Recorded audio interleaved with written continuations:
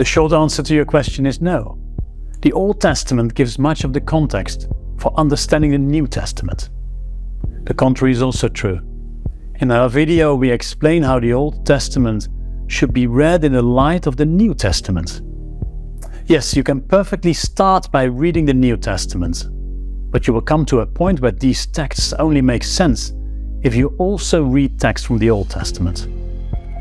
Most of the Old Testament consists of what the Jews call the law, the prophets, and the writings. Jesus said that these Old Testament texts will remain current until the end of the earth. The Bible itself tells us that the Old Testament is still needed, even if we have the New Testament today. Simply said, the Old Testament tells about the creation and the promise of God to His people as they journey with Him, as they oppose Him and receive forgiveness time and again. This promise is only fully fulfilled in the New Testament, when Jesus opens the path towards the eternal life with God in heaven.